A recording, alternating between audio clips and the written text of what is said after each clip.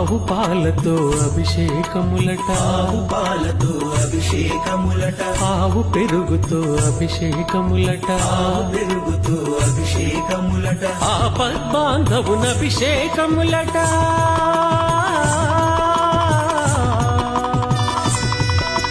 ఆపద్బాంధవునభిషేకములట, అనాథ రక్షకునభిషేకములట. అభిషేకము చూతమురారండి, మన అయ్యప్ప స్వామికి అభిషేకము చూతమురారండి.